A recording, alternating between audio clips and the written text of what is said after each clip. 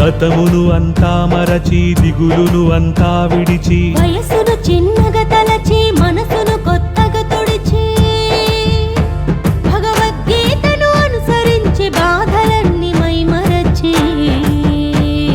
బ్రతకండి బ్రతకండి ప్రశాంతంగా బ్రతకండి బ్రతకండి బ్రతకండి భగవంతుని వెతకండి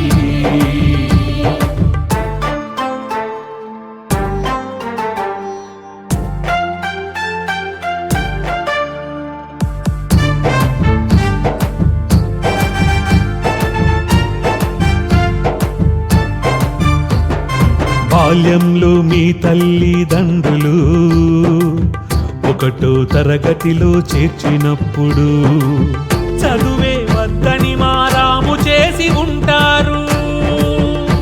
మీ మాట విని బడికి పంపకుంటే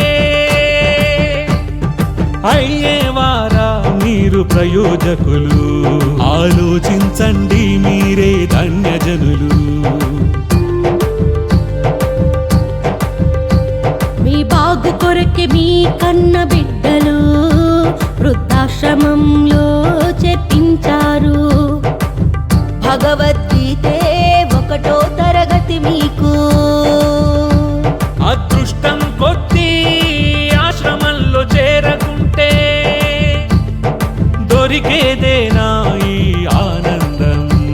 ఆ భగవంతునితోనే సంబంధం. పండుటాకుల కొత్త పలకరింపులు, పండు వెన్నెలై మెరిసే కన్నులు, కోడె వయసులు ఆ చిలిపి కవితలు గుర్తు తెచ్చుకుంటూ నవ్వేటి పెదవులు. ఇంత గొప్ప అవకాశం, ఇంత గొప్ప అవకాశం, సకల వసతుల సముదాయం శ్రీరామకృష్ణ వానప్రస్థాశ్రమం. బ్రతకండి బ్రతకండి ప్రశాంతంగా బ్రతకండి బ్రతకండి బ్రతకండి భగవంతుని వెతకండి.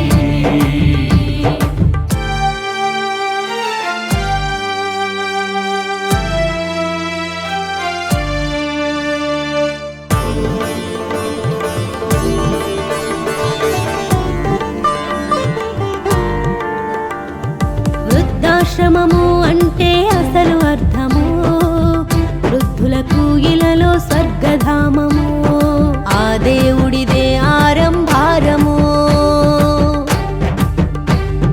భగవద్గీత సారమనుసరించి ఏది మనకు సొంతం కాదు. భగవద్గీతను మించి గురువే లేదు.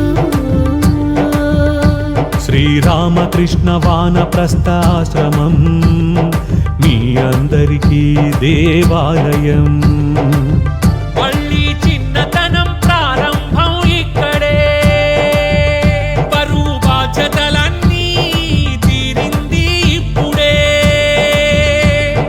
శేష జీవితం అంతా ఆనందం, సరికొత్త జీవితానికి ఆరంభం.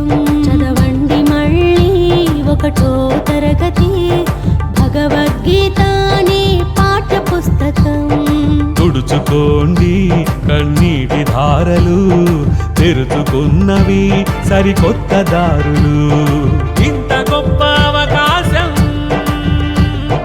ఇంత గొప్ప అవకాశం, పదుగురితో సహవాసం. శ్రీరామకృష్ణ వానప్రస్థాశ్రమం. బ్రతకండి బ్రతకండి ప్రశాంతంగా బ్రతకండి బ్రతకండి బ్రతకండి భగవంతుని వెతకండి.